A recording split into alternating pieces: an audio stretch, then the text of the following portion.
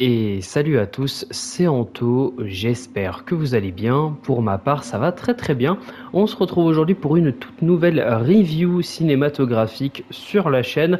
Ça fait beaucoup, hein, n'est-ce pas, hein, parce que le mois d'août quand même était bien chargé en termes de films, je trouve. On avait Deadpool et Wolverine, on a eu Borderlands. Bon, j'en ai fait une critique et vous le savez peut-être, je n'aime pas beaucoup ce film.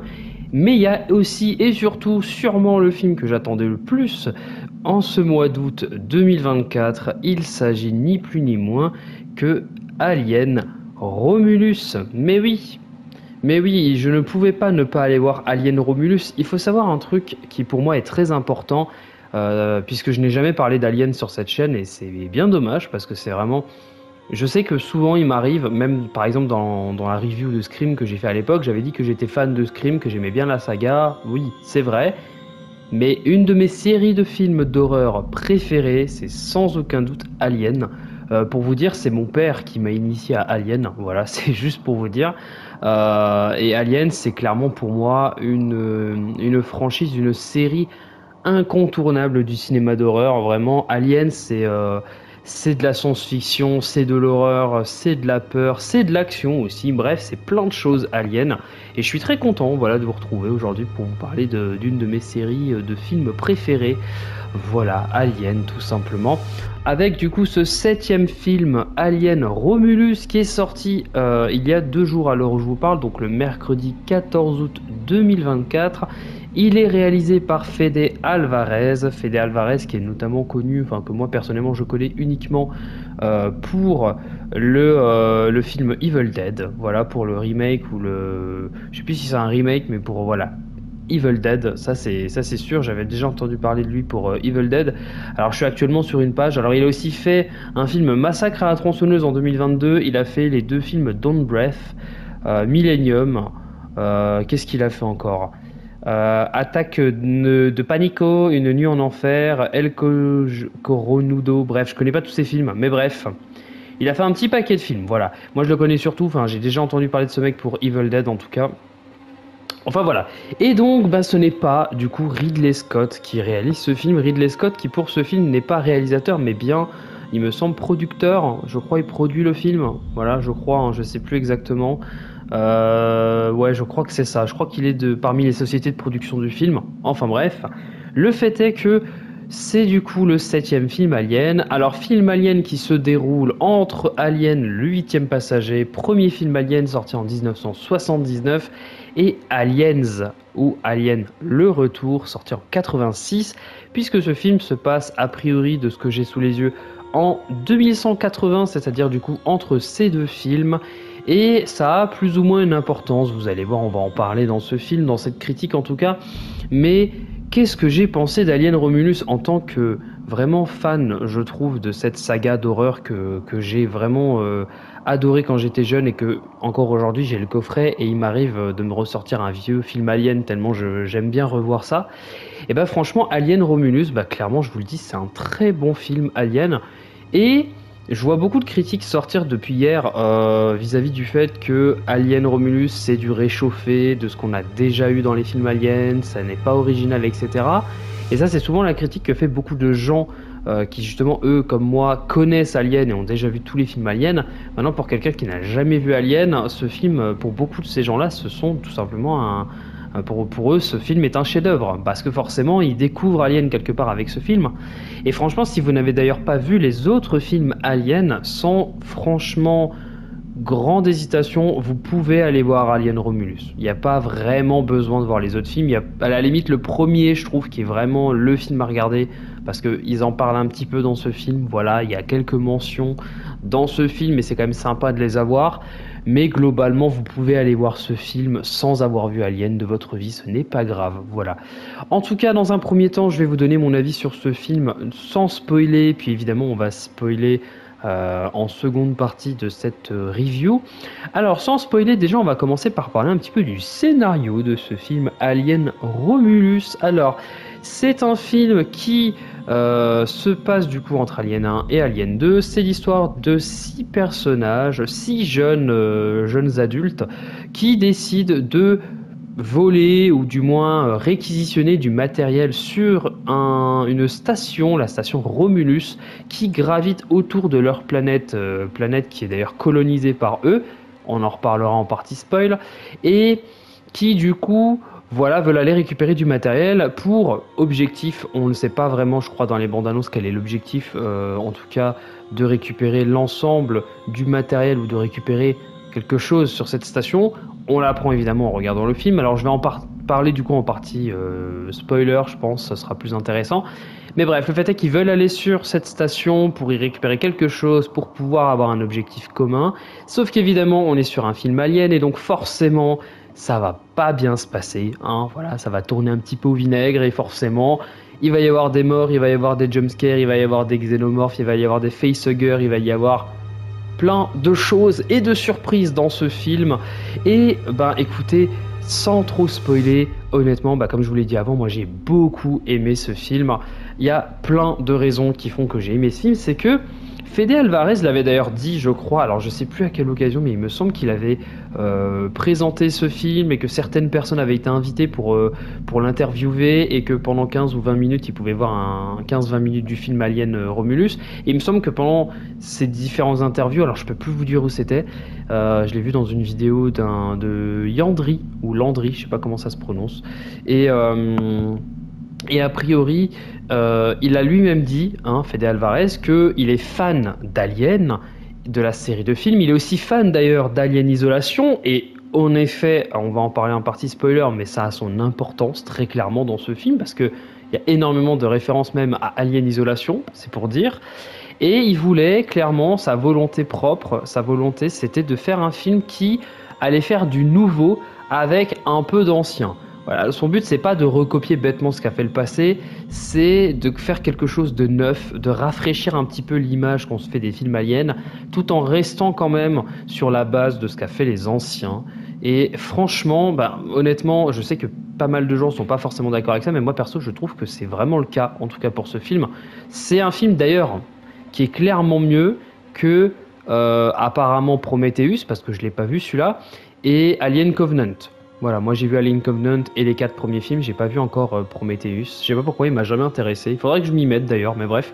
Donc a priori, il est beaucoup mieux que Prometheus. Et moi, à titre personnel, je peux vous le dire, il est meilleur qu'Alien Covenant. Très clairement meilleur. Franchement, je trouve qu'il est mieux. Il y a aussi un truc très important, c'est que comme je vous l'ai dit, ce sont du coup 6 personnages qui sont 6 jeunes adultes. Et personnellement, je trouve que ça fait du bien en fait de rafraîchir un petit peu les personnages principaux de ce film, tout simplement de la saga Alien avec ces personnages-là. Parce que clairement, le groupe de jeunes, alors pas tous, mais une partie des personnages sont extrêmement attachants. Il y en a avec qui on aime vraiment beaucoup. On aime beaucoup progresser dans le film.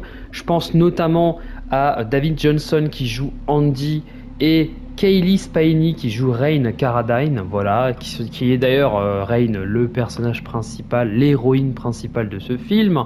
Après, les autres, les 4 autres personnages qui sont donc la bande d'amis, sont un peu moins marquants, mais je trouve quand même que c'est une approche un peu neuve que d'avoir des quarantenaires et des cinquantenaires qui sont tous super ingénieurs de la mort qui tue. Là, on a vraiment des jeunes qui ont des notions, mais qui, voilà, en plus, ils ont un passif, ils ont un vécu qui fait qu'ils sont relativement différents que, par exemple, Ellen Ripley et tous les autres personnages de la chronologie alien qui ont tous un vécu et un rapport avec la compagnie Weyland-Yutani qui est un petit peu différente de eux. Donc franchement, je trouve que ça ramène une nouvelle dynamique à ce film. Alors évidemment, on a le droit à des scènes où clairement, c'est des jeunes, donc ça va déconner beaucoup, ça va dire des punchlines et des phrases un peu nulles, mais c'est parce que c'est des jeunes, voilà, c'est des jeunes adultes, donc quelque part, voilà, quand on a un qui te dit, je donne un exemple, voilà, ça spoil pas grand chose, mais quand on a un qui dit quoi, putain, qu'est-ce que tu regardes mes couilles, tu veux les bouffer, voilà, c'est clairement une phrase d'un jeune homme avec un autre jeune homme quand il se dispute un peu ou quand il rigole un peu, voilà, c'est des trucs que personnellement je trouve pas trop dérangeants, en tout cas dans ce film. Et honnêtement, alors je sais qu'il y a certains amis avec qui j'ai vu le film qui m'ont dit, moi franchement, je trouve que les personnages sont débiles. Alors oui, on est sur un film alien, oui, on a des protagonistes qui parfois font des choix ou tout simplement sont un peu cons. En tout cas, dans ce film, ils sont juste un peu cons dans leur caractère, si on veut. Par contre, à aucun moment dans ce film, on a un personnage qui va faire un choix idiot. En l'occurrence, il n'y a aucun personnage, enfin si, il y a peut-être une scène qu'on parlera en partie spoil, peut-être même deux, allez, il y en a deux. Je réfléchis, ouais, non, il y a peut-être deux trucs vraiment un peu cons, mais le reste du temps, vraiment, ils agissent de manière assez logique. Voilà. C'est pas non plus. C'est pas. Les gars, on est sur une planète qu'on connaît pas, on enlève notre masque, on va respirer les vapeurs toxiques de la planète, et puis moi je vais aller prendre ma douche dans une vieille caverne isolée alors qu'il y a 50 000 xénomorphes autour. Voilà. C'est pas ce genre de personnages là. Ils sont pas aussi bêtes que ça. Et c'est bien. Franchement, c'est très très bien. Donc voilà, une réalisation au top. Un film qui, clairement, en termes de visuel, est absolument incroyable. De toute façon, Alien a une chose très forte, vraiment dans toute l'histoire d'Alien, je trouve que la représentation de l'espace, les vaisseaux, les stations spatiales, tout est vraiment super cool. L'esthétique vraiment est magnifique dans ce film. En termes de son, c'est aussi extrêmement bien géré, le son est vraiment top, les musiques sont plutôt sympas. Les acteurs sont plutôt bons. Je retiens surtout moi David Johnson et Kaylee Spiney, vraiment. Donc on va dire l'espèce de Ellen Ripley 3.0 et David Johnson, Andy du coup, qui sont de très bons personnages. Les autres sont bons aussi, mais vraiment ces deux-là m'ont vraiment marqué. Ils crèvent l'écran, je trouve. Enfin moi franchement je les trouve vraiment attachants. Et vraiment, on est sur un film Alien qui clairement vaut largement le détour. On a évidemment le bestiaire habituel ou plus ou moins habituel des films Aliens. On y retrouve les facehuggers. Bon, là, je ne spoil pas grand-chose. C'est dans les bandes annonces. Et évidemment, il y a le xénomorphe. Voilà, ils sont toujours aussi incroyables à l'écran. Ce film a aussi l'idée de faire de l'animatronique et de la CGI, je crois. En tout cas, il me semble que certains trucs sont en animatronique, mais en tout cas, j'ai l'impression qu'il y a un mélange, un mix entre la CGI et l'animatronique, chose que par exemple, je crois Covenant n'avait pas fait. Covenant, c'était que de la CGI à 100%, et du coup, bah, le xénomorphe dans Alien Covenant, c'était vraiment un truc super agile qui bougeait super fluide et tout. Là, dans ce film, tu sens parfois que c'est une espèce de maquette animatronique super stylée, et franchement, y a rien à dire. Moi, quand je vois un xénomorphe en animatronique, il a plus de prestance, il nous fait beaucoup plus peur que quand il est en CGI. Je trouve, à titre personnel, que c'est toujours un peu plus attachant. Enfin voilà, sans spoil vraiment, allez-y les yeux fermés. Moi, je vous conseille vivement d'aller le voir. C'est un très bon film. Alors, je me permets de vous parler d'un truc. J'en avais parlé dans la review du film Borderlands.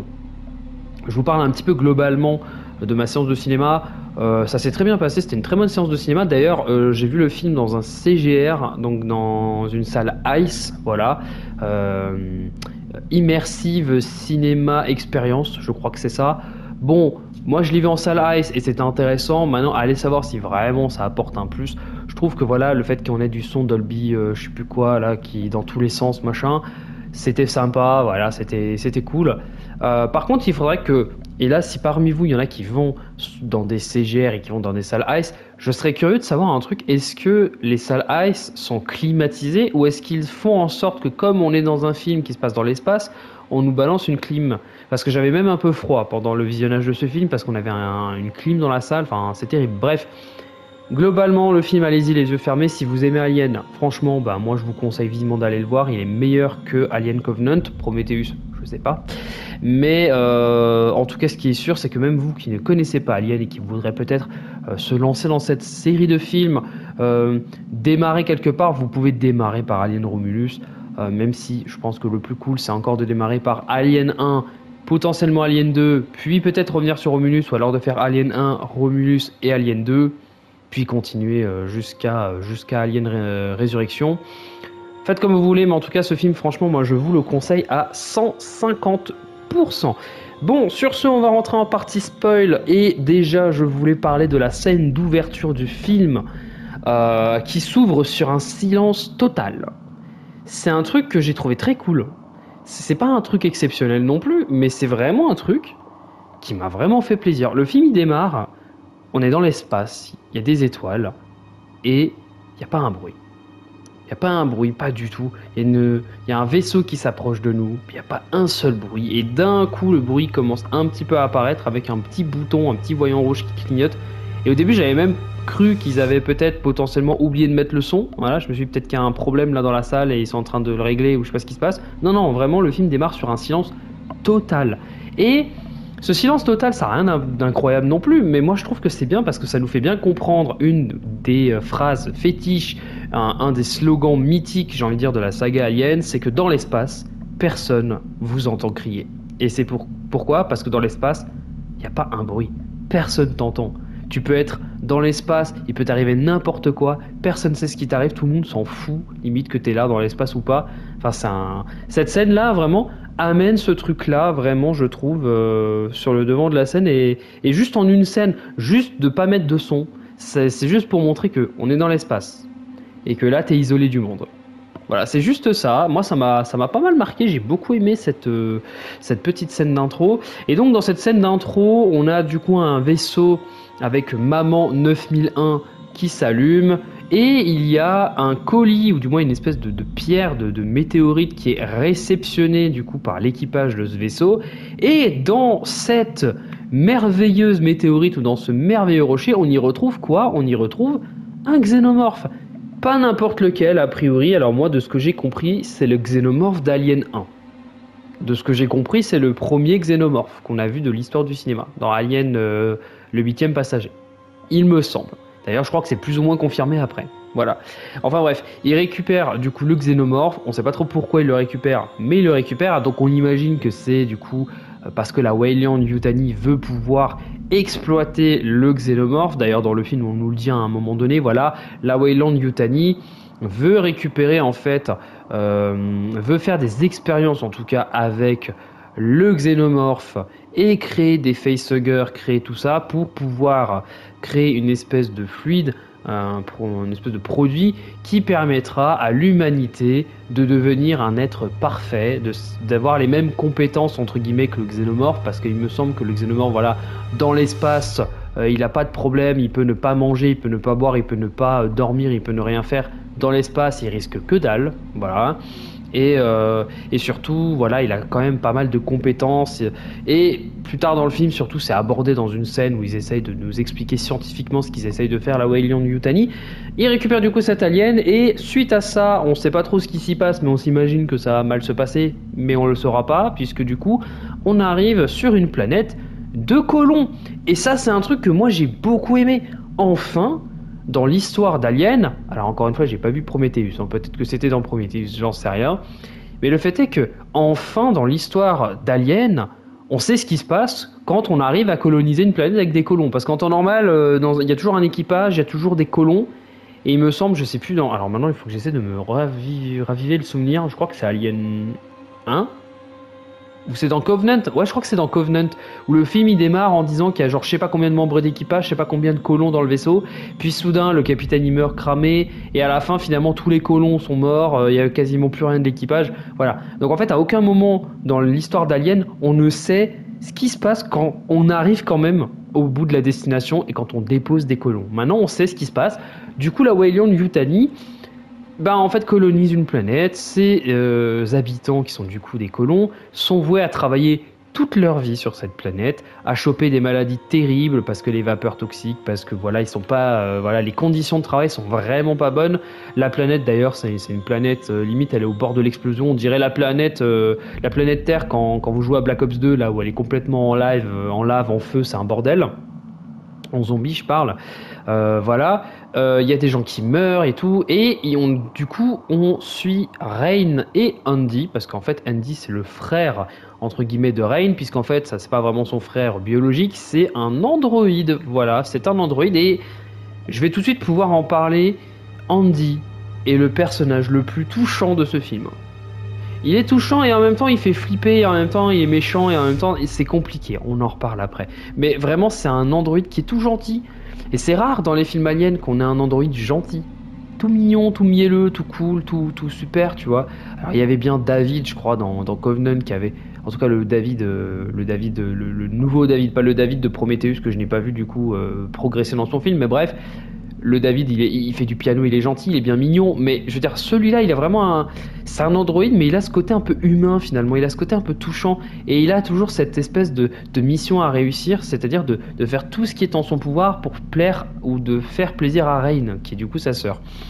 Qu'est-ce que fait Rain? Elle essaye, en tout cas elle essaye plus ou moins, elle va voir une station, une espèce je sais pas, d'endroit spécial, un bureau, parce que voilà, elle a fait ses heures de travail, elle peut partir enfin pour aller sur une autre planète, pour pouvoir vivre sur une autre planète. Et cette autre planète, d'ailleurs, je suis désolé, j'ai complètement oublié le nom, je crois que c'est Rayana, Rataya, Rabaka, je sais plus le nom, bref, je suis désolé.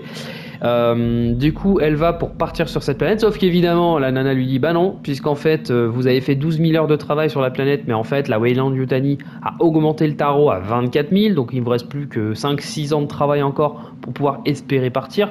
Et là, c'est là qu'on voit que même vis-à-vis des colons, bon, ça, on comprenait que la Weyland-Yutani était méchant, ça, si vous avez suivi les autres films aliens, vous le savez, mais là, vraiment, on le voit, même les colons qui arrivent à survivre et qui ne se font pas péter comme dans Alien Covenant, ils sont quand même dans des conditions difficiles et la Weyland-Yutani les exploite et les exploite bien. C'est-à-dire que j'imagine qu'ils mettent en place un quota d'heures à respecter et que dès lors où ils s'imaginent que les gens peuvent atteindre ce quota, ils le réaugmentent derrière pour que tu puisses pas t'échapper, que tu puisses toujours travailler. D'ailleurs, qu'est-ce qu'ils font ? Je sais qu'il y a des mineurs, que c'est une planète où ils minent beaucoup. Je sais pas trop ce qu'ils essaient d'extraire. Je sais pas, voilà, de la matière première. Je crois que c'est jamais mentionné dans le film, il me semble. J'ai oublié. Hein. J'ai vu le film hier, donc j'ai un petit peu oublié. Mais voilà, le fait est que donc Rey ne peut pas partir. Elle est complètement dégoûtée. Bref, Andy entre-temps se fait taper par des gamins et comme c'est un androïde gentil, il ne rend pas les coups. Voilà, je vous ai dit, c'est le plus magnifique androïde que j'ai vu d'Alien. Il est trop touchant. Vraiment, il est adorable ce petit Andy. Et du coup, entre-temps, Rain reçoit un appel de ses copains et ses copains ont un plan. Le plan, c'est d'aller sur une station ou un vaisseau. Eux, je crois qu'ils disent un vaisseau. Ou alors ils disent peut-être déjà la station. Bref, pour une station qui gravite autour de la planète colonisée avec la ceinture d'astéroïdes et que ce vaisseau a priori a l'air d'être abandonné. Et leur objectif, ça va être d'aller sur cette station, récupérer des capsules de cryogénisation pour pouvoir se cryogéniser pendant 9 ans et partir en direction de la fameuse planète qu'aimerait rejoindre Rain pour pouvoir y vivre une vie tranquille. Tout simplement, en gros, ce qu'ils veulent, c'est s'échapper de leur vie de colons qui travaillent pour la Weyland-Yutani pour y vivre une vie paisible ailleurs. Voilà. Donc ils vont évidemment y aller et ça va pas bien se passer, hein, voilà. Ils vont trouver des capsules de cryo, mais malheureusement ils n'ont pas le carburant nécessaire pour faire les 9 jours, donc ils doivent aller chercher dans le stockage de carburant du carburant cryogénique et à ce moment-là ils sont attaqués par les facehuggers. Les scènes d'attaque sont très très cool et vraiment je trouve que vraiment les facehuggers dans ce film, il y en a tellement beaucoup que là vraiment ils sont une réelle menace. Alors d'habitude dans les aliens ce sont des menaces dans tous les cas, mais je trouve que dans celui-là c'est vraiment pour le coup je crois le seul film alien où les facehuggers sont vraiment des menaces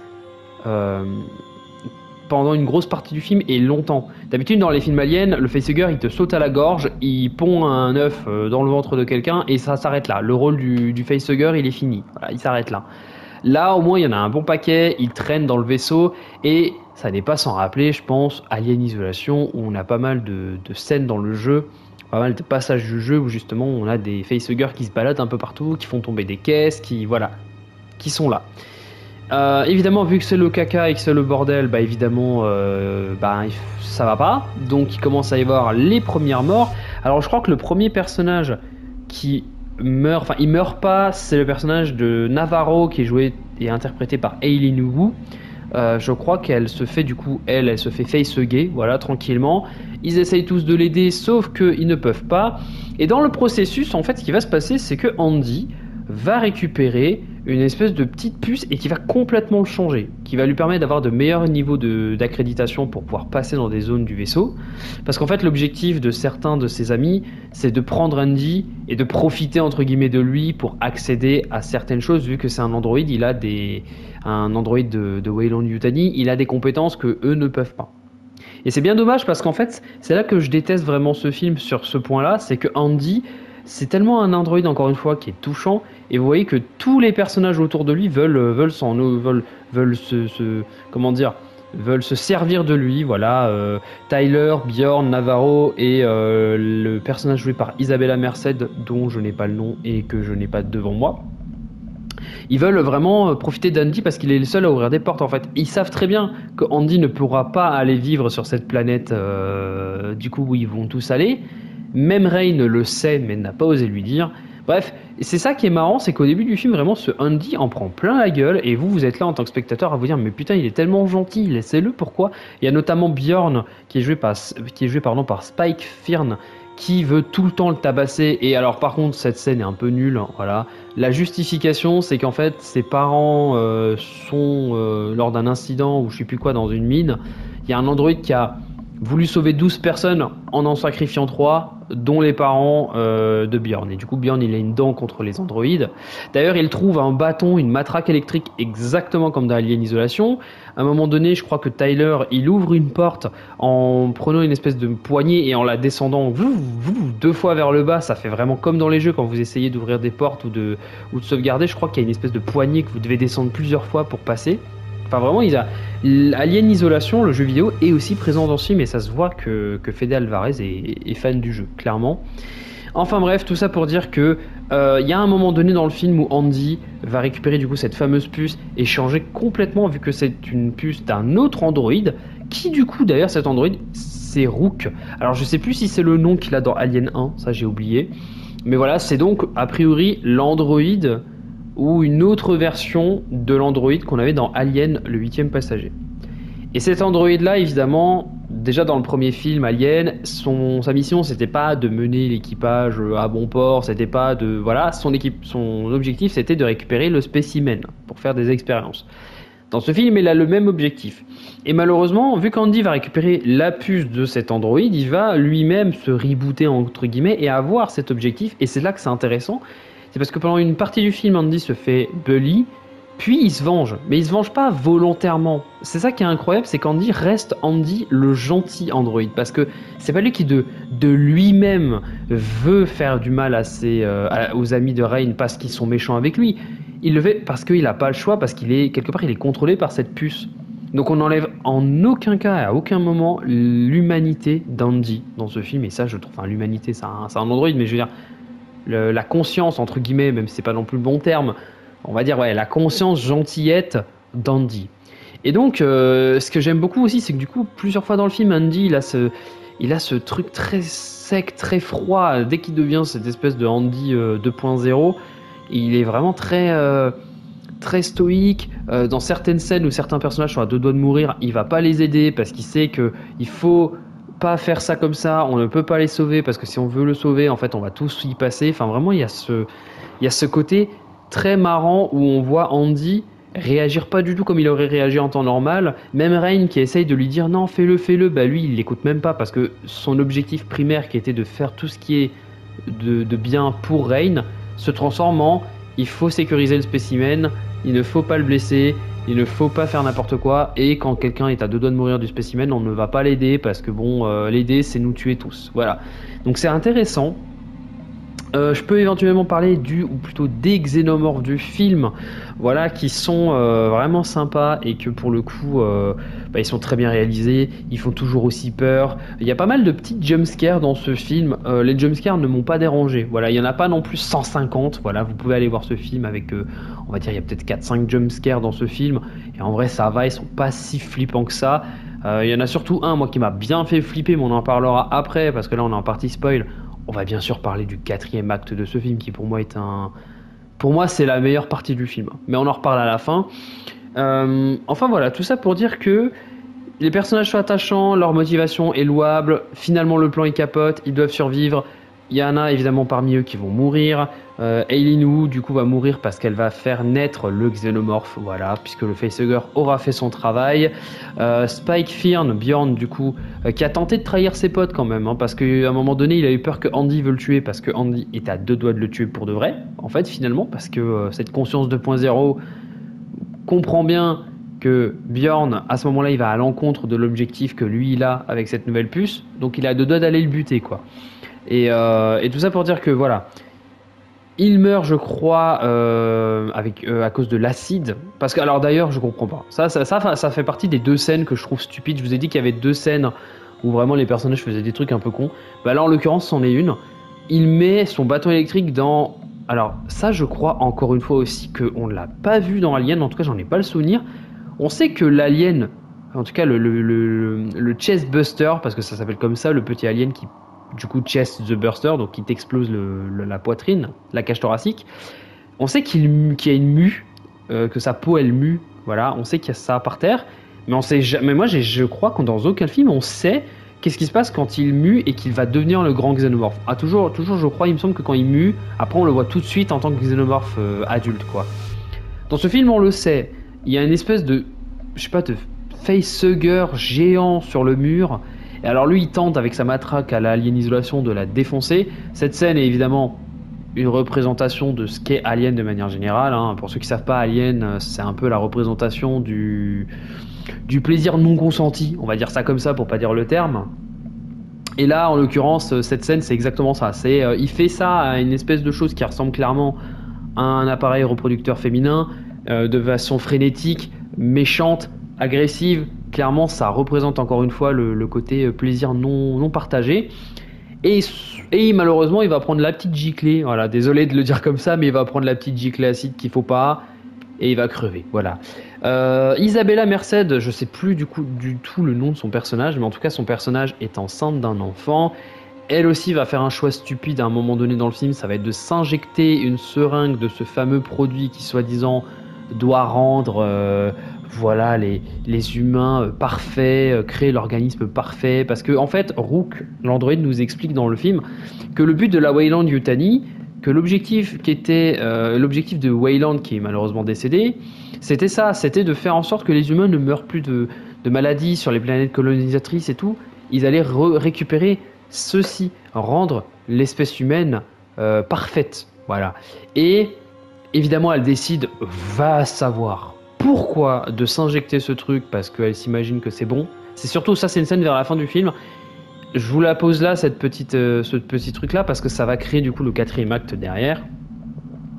En tout cas, Rain, clairement, est un personnage hyper attachant. Elle est clairement la Ellen Ripley de ce film. Elle se comporte comme elle. Elle a même, parfois dans certaines scènes, avec les cheveux un peu gras ou un peu sales, parce que elle est dans un vaisseau et qu'ils ont souffert un petit peu. Ça fait très Ellen Ripley dans le premier film.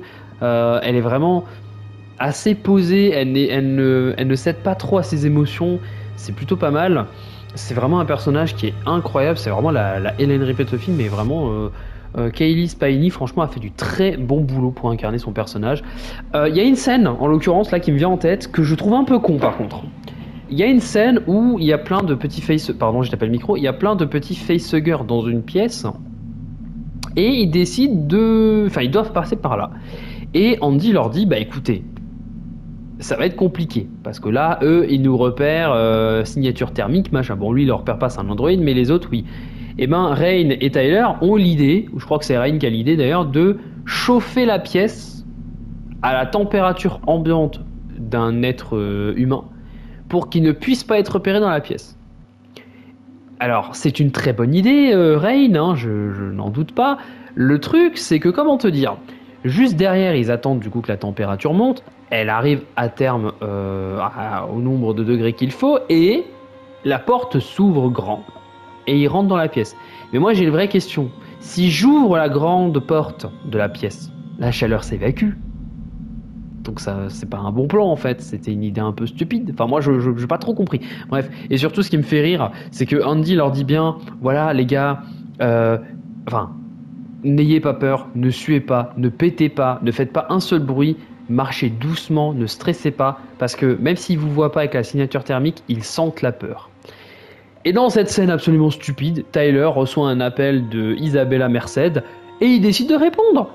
Voilà, oui, y a le Uber qui est arrivé là sur le parking, faut aller chercher la bouffe. Non mais sans déconner, ça fait partie des choix complètement stupides, des idées, des moments dans le film où tu es là en mode mais il est con.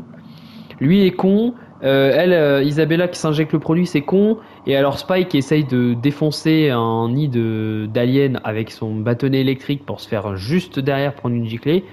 Voilà, c'est les 3 scènes, parce que j'ai dit 2, mais du coup il y en a 3. C'est les 3 scènes vraiment stupides de ce film. Voilà. Mais voilà, globalement le film est très très bon. Les armes à feu, on va en parler aussi. À un moment donné dans le film, il décide de prendre des armes, mais on ne peut pas tirer sur les aliens, parce que sinon on va faire des trous. Et vu qu'ils sont au niveau le plus bas de la station, faire des trous, ça veut dire être dans le vide spatial, et c'est pas bon. Et on leur explique, enfin on nous explique que voilà, en gros, l'objectif de ces armes, c'est surtout de leur faire peur aux xénomorphes. C'est que quand ils arrivent, tu leur montres que tu as une arme et eux, ça va instinctivement leur faire comprendre que oula, il est armé, je vais pas lui sauter dessus. C'est histoire de les retarder. C'est intéressant, mais c'est juste dommage parce que dans tous les autres films aliens, quand ils voient une arme à feu, ils ont une saute quand même. Hein. Donc pourquoi les aliens de Alien Romulus ont cette conscience que ceux d'Alien 2 n'ont pas? Allez savoir, j'en sais rien. Bref, et les scènes de combat et les scènes d'action sont plutôt stylées, il y en a pas mal dans le film. En fait, ce film, c'est une grosse partie au début du film, une espèce de Alien 1, et vers la fin du film, avec les armes à feu et tout, ça commence à devenir du Alien 2, pour faire très simple dans l'idée. Et l'idée que les armes à feu aient une aide à la visée automatique, c'est sympa, c'est une bonne idée, parce que ça permet de justifier pourquoi eux, qui ne sont pas forcément expérimentés avec des armes à feu, puissent quand même s'en servir. C'est malin, c'est très malin, c'est bien joué de leur part d'avoir inventé ce truc. Alors, c'est sûr, ça peut paraître facile, mais moi je trouve que ça ne l'est pas, puisqu'on est en 2180, des armes avec aide à la visée automatique, en 2180, j'imagine que ça me choque pas, voilà. Et donc, bon, bah, on va évidemment arriver et résumer assez vite le film. Évidemment, il y a, je crois, uniquement Rain, Andy et Isabella Merced. Désolé, je n'ai toujours pas le nom du personnage. Moi j'ai le nom actrice. Allez savoir si c'est le nom, je crois pas. Bref, ces trois personnages sont les seuls survivants finalement de tout ce ramdam. Isabella, elle est dans son vaisseau et voilà, bah écoutez, elle s'est fait injecter le produit avant, il y a 20 minutes. C'était une idée de merde parce que ça va commencer le 4e acte. Avant de parler du 4e acte, désolé, je reviens juste sur un dernier élément que j'ai oublié de mentionner.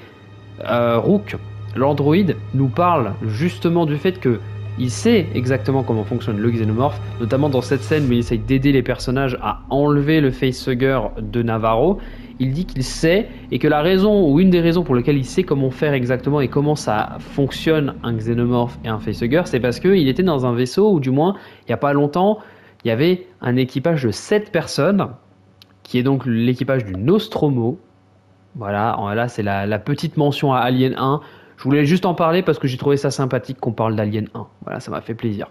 Mais bref, tout ça pour dire qu'on démarre du coup le 4e acte, qui pour le coup est pour moi je pense le moment du film le plus cool. C'est pour moi le moment du film où le film était déjà bon avant, mais alors là il est devenu pour moi incroyable. Enfin, disons que ce 4e acte vraiment il m'a surpris. Il nous a tous surpris, là on est en partie spoil, il surprendra tout le monde. J'ai presque envie de pas spoiler ce qu'il y a, mais bon, je pars du principe que vous avez vu le film si vous êtes là, ou que vous vous en foutez, mais si vous en foutez, franchement, si vous n'avez pas vu le film et que vous êtes là, franchement, allez le voir avant. Parce que ce 4e acte est d'une surprise. Vraiment, moi, ça m'a surpris de ouf. J'étais en mode putain, mais qu'est-ce qu'ils sont en train de nous faire? Et c'est génial ce qu'ils nous ont fait. Isabella Merced, on va l'appeler juste Isabella, ça va aller plus vite. Isabella, du coup, à ce moment-là, elle va dans la station cryogénique, tout le monde s'enfuit, tout est bien qui finit bien. Voilà, Rain. Andy, entre-temps, Rain lui enlève cette puce de l'autre androïde et du coup, il redevient le petit Andy tout gentil. Donc Andy tout gentil, Rain et Isabella sont dans leur vaisseau de base, le vaisseau avec lequel ils sont allés sur la station Romulus.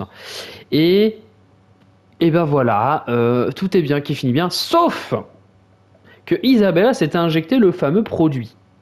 Le fameux produit qui est censé rendre parfait. Et ben ce qu'elle fait, c'est qu'à ce moment-là, allez savoir pourquoi, ça accélère son accouchement. Et elle va accoucher d'un truc pas terrible. Parce qu'à la base, ce qu'elle a dans son ventre, c'est un enfant humain. On est d'accord, c'est un enfant humain. C'est un bébé comme vous et moi on connaît. Et ben imaginez un bébé mélangé à un xénomorphe. Eh ben, je peux vous assurer que ça m'a totalement surpris.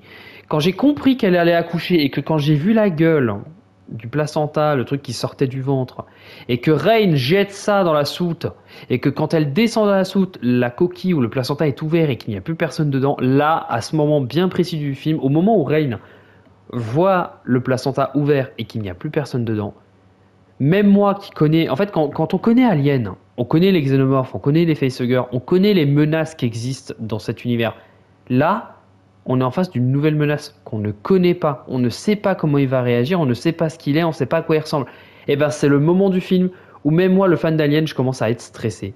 Parce que je ne sais pas à quoi m'attendre. Et ça m'a fait du bien, en fait, de stresser devant un film d'horreur. Ça faisait longtemps que j'avais pas stressé. Et là, j'étais en mode, oh punaise. Oh punaise, là j'ai ressenti comme des vibes de frissons que j'avais quand je regardais Alien la première fois. Les premiers Aliens, quand j'avais eu le coffret de mon père et que je regardais, j'avais l'impression d'avoir le même ressenti, vraiment le senti de oh punaise, je sais pas à quoi va ressembler la menace. Et bordel! Ouah, elle ressemble à un truc. Ah mais ah bah pour ceux qui ont vu le film, vous savez. Waouh! Ah c'est pas beau hein. Ah c'était vraiment pas beau hein. Et moi, j'étais là en mode stressé, je dis putain, là je suis en train d'assister à une scène d'un film Alien alors que j'en ai déjà vu 5 avant. Je compte toujours pas Prometheus hein. Alors que j'en ai vu 5 avant, plusieurs fois pour la plupart. Donc je connais l'univers et tout. Et là j'arrive dans cette scène-là, ce moment-là du septième film et j'ai l'impression de redécouvrir Alien parce que je sais pas ce qui va me tomber sur la gueule. Et ça fait du bien. Ça m'a fait du bien de voir ça, franchement. Alors c'est un espèce de xénomorphe avec une tête d'humain bébé. D'ailleurs, il va voir sa maman Isabella et avec sa deuxième bouche qu'il y a dans la bouche, et ben, il va aller téter le sein. D'ailleurs, elle sécrète un liquide qui est proche de la baffe des aliens. Bref, c'est dégueulasse. Et cette créature, moi, ouah, elle m'a vraiment traumatisé, hein. Moi, sur le coup, j'étais en mode, ouah, lui, il est pas beau, hein. Ah, il est vraiment pas beau. On va lui trouver un nom, hein, le Xénome, Xénoman, je sais pas, ou le Eumorph, hein, de humain et morph, le Eumorph, le Xénoman, je sais pas. Xeno-Human, je sais pas. Il faut lui trouver un nom à ce machin, mais c'est horrible. Donc on a une nouvelle créature dans l'histoire d'Alien, dans ce film, en quatrième acte. Et franchement, il est stressant, il est flippant, il est cool. Évidemment, comme tout film Alien, il va être éjecté dans l'espace, il va se faire éjecter sur la ceinture d'astéroïdes. Ça, c'est vrai que j'en ai pas parlé, mais pendant tout le film, on a cette peur parce que la station va toucher la ceinture d'astéroïdes et donc s'écraser dessus et exploser. Tous les personnages, pardon, tous les personnages qui sont dessus, ben, ils doivent s'enfuir avant. Voilà, sauf qu'ils peuvent pas, sauf que ça foire, sauf qu'ils doivent en plus s'en échapper. Mais pendant plusieurs fois dans le film, on nous dit, voilà, euh, arriver sur l'astéroïde, enfin arriver sur la ceinture d'astéroïdes dans 30 minutes, dans 20 minutes, dans 10 minutes, dans 5 minutes, bref, on nous fait monter un peu la sauce. Bon, évidemment, 10 minutes sur ce vaisseau, c'est 20-30 minutes de film. Allez savoir pourquoi, hein. Parfois, ils disent 20 minutes, puis plus tard, ils te disent 10 minutes, et tu te dis, franchement, tout ce que je viens de vivre là, ils l'ont fait en 10 minutes, j'y crois pas, hein. Bref. Enfin voilà, je vais pas trop tergiverser, c'est suffisamment long comme review, mais en tout cas, Alien Romulus, pour moi, c'est une réussite totale. J'ai beaucoup aimé ce film.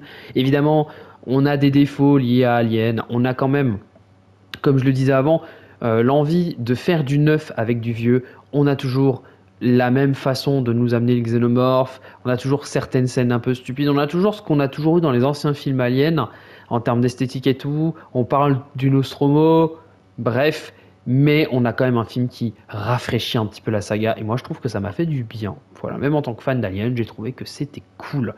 Voilà, bah écoutez, je ne peux que vous recommander chaudement d'aller voir Alien Romulus au cinéma. En tout cas, moi pour moi, c'est tout bon. Je vous ai parlé de ce film. Si vous avez aimé cette review, n'hésitez pas à mettre un petit like, à mettre un petit commentaire, à liker la vidéo et à vous abonner. Voilà, à vous abonner si vous voulez voir d'autres vidéos.